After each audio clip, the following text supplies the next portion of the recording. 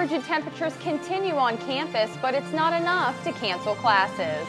Plus, new alcohol policies could be in place for Greek life. You're watching Buckeye News Now.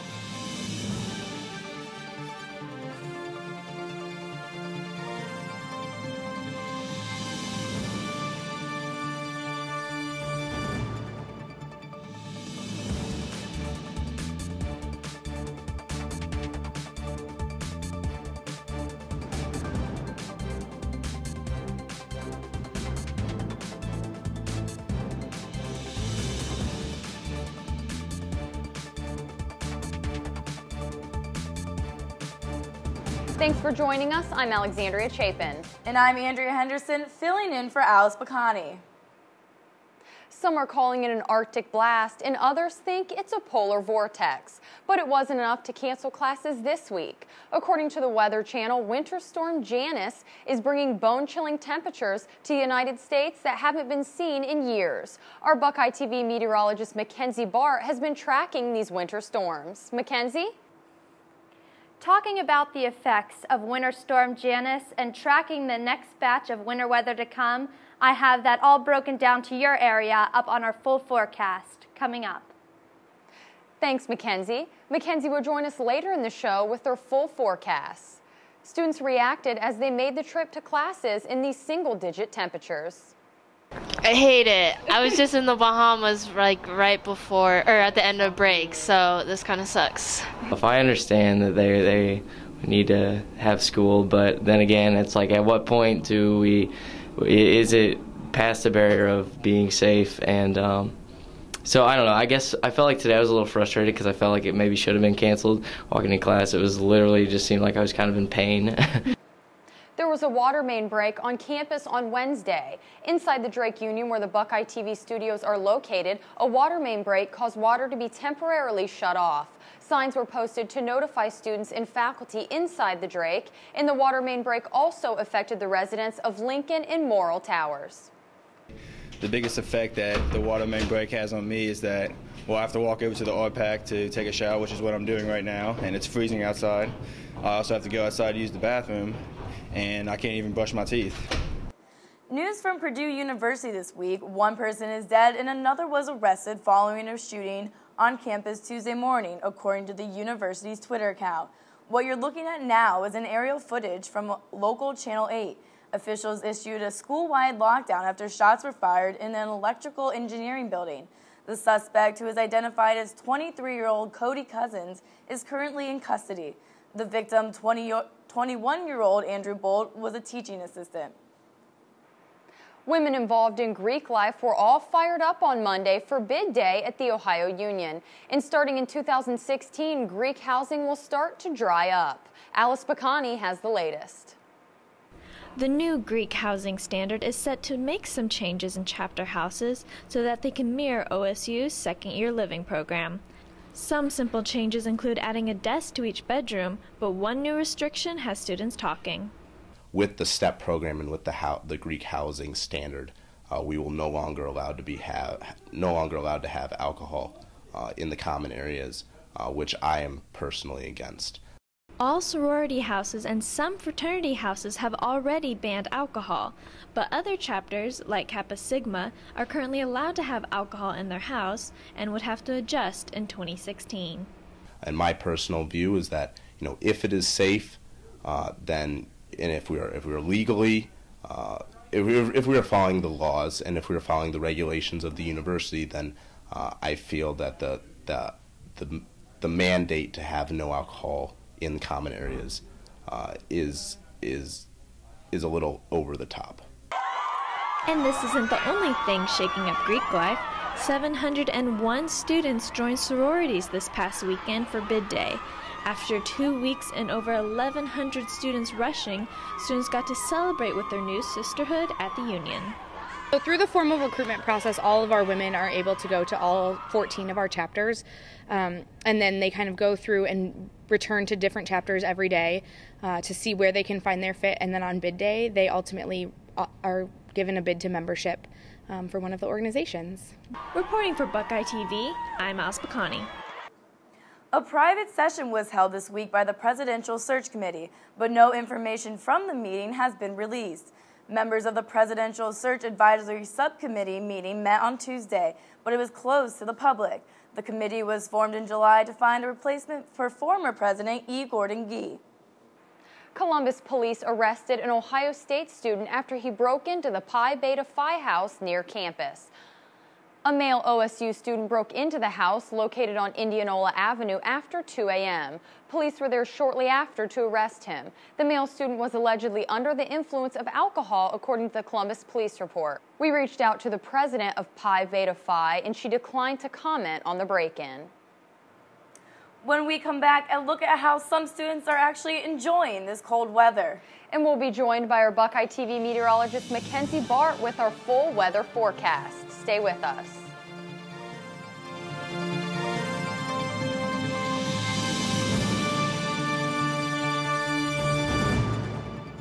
Welcome back. According to the Columbus Health Department, the number of people with influenza has increased over the last few weeks. And the Ohio Department of Health says it has spread across most of the state, and at least 5 people have died from influenza in Toledo, Ohio.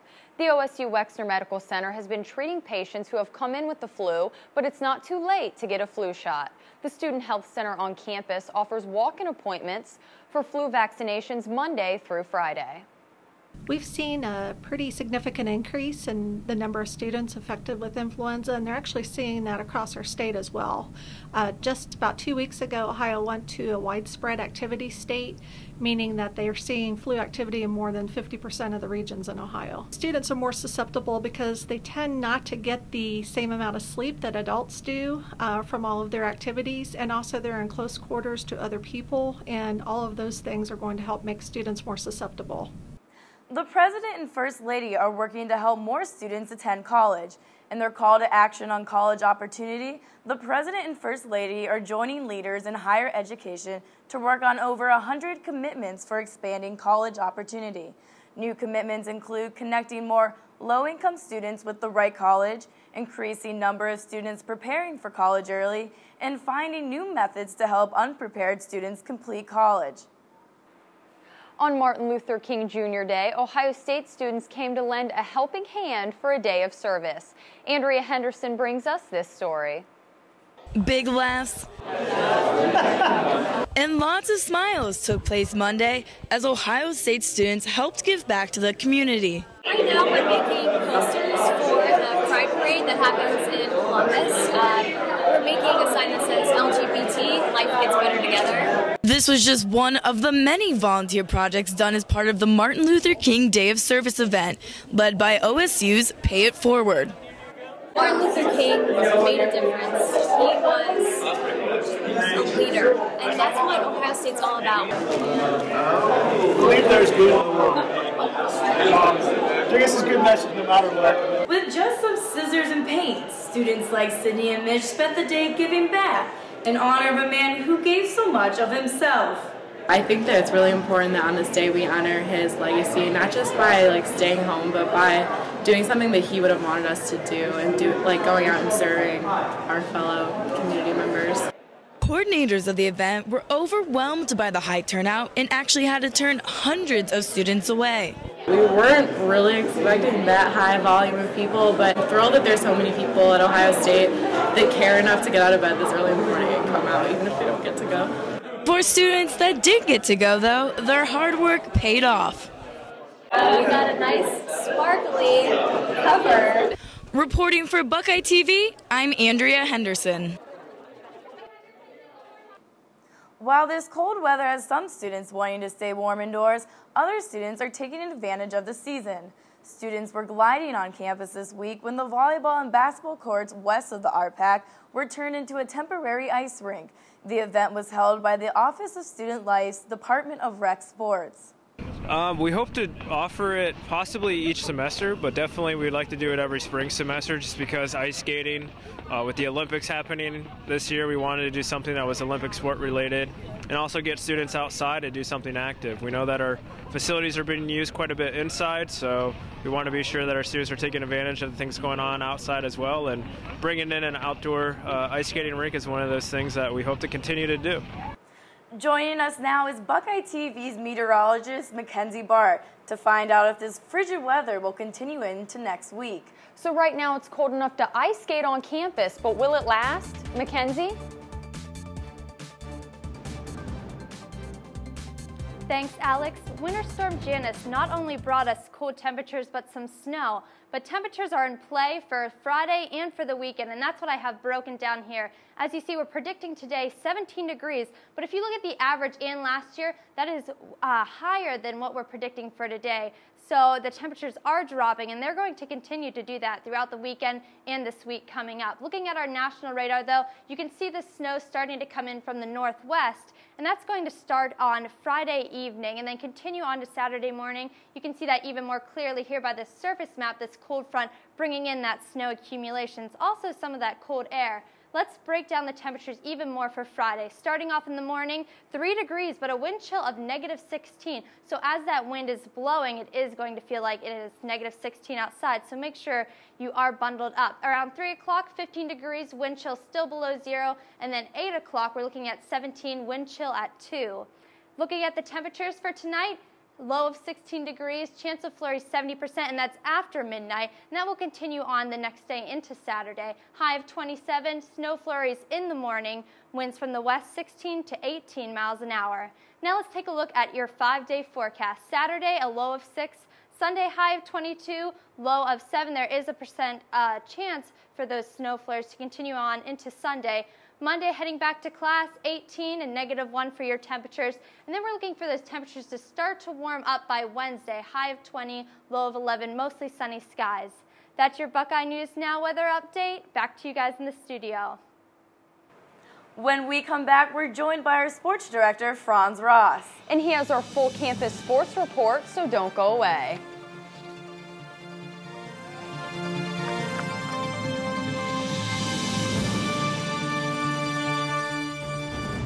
Welcome back. We're now joined by our sports director, Franz Ross. Thanks again for joining us, Franz. Thanks for having me, Andrea. Alex.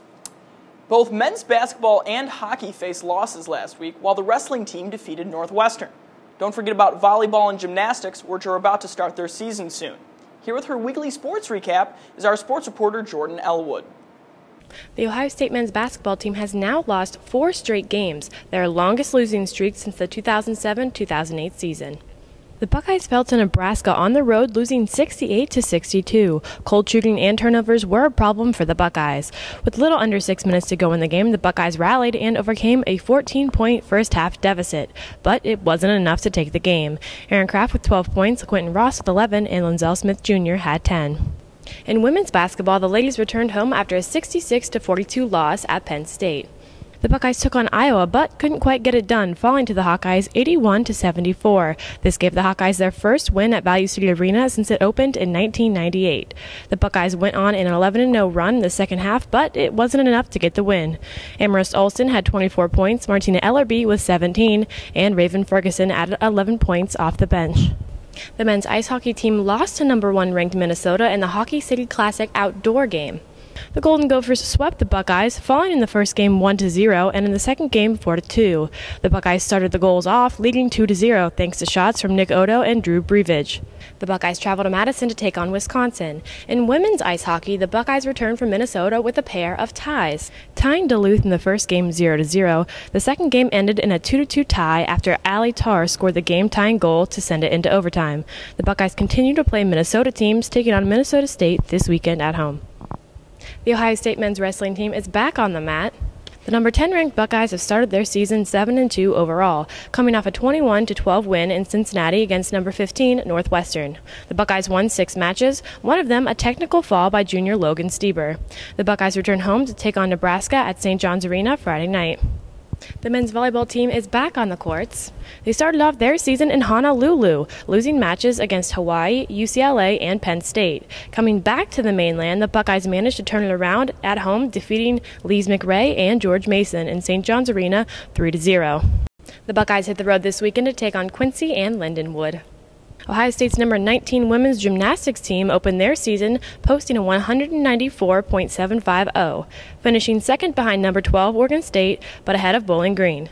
Last week, the Buckeyes fell to number 19 Rutgers by half a point. The Buckeyes travel to Ann Arbor to take on Michigan this weekend. For all your winter and spring sports news, make sure to follow Buckeye TV on Twitter and like us on Facebook. Reporting for Buckeye TV, I'm Jordan Elwood. The Ohio State women's basketball team played against the Iowa Hawkeyes this past Sunday, and Assistant Sports Director Hayden Grove was there to see if the Lady Buckeyes could shake their losing ways. The comeback fell short. After being down by more than 17 in the first half, the Buckeyes mounted a furious second half rally that came up short as Ohio State lost by a final score of 81-74. Iowa got out to an early lead over Ohio State thanks in large part to their tremendous ability to hit the three-point shot. After making 6 of their first 8 three-point attempts, Iowa went on to make 50% of their three-pointers in the first half and wound up with 49 total points heading into the break, leaving Ohio State head coach Kevin McGuff none too pleased. Yeah, that's the worst defensive half probably all year. And, you know, some of the things that we try to do is kind of, they're sort of all or nothing in that you do them, you execute well, and you do them with maximum effort, and they're effective. But if you don't do it quite with maximum effort or maximum execution, then you're really vulnerable. And I think that's what happened in the first half a little bit. The second half, however, was a completely different tale.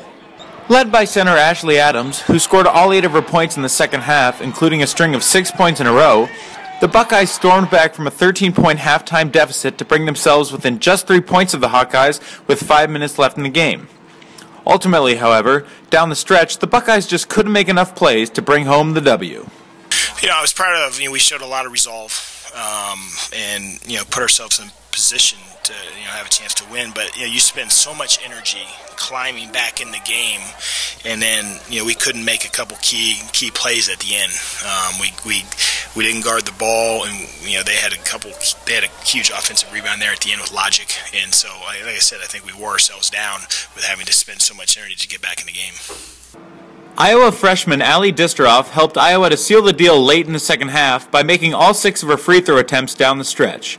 Overall, Distroff finished with 24 points and made all 12 of her free throw attempts in just her first start for the Hawkeyes. For the Buckeyes, sophomore Amaris Alston led the way with 24 points, while senior Martina Ellerby contributed with 17 of her own on 8 of 10 shooting from the field.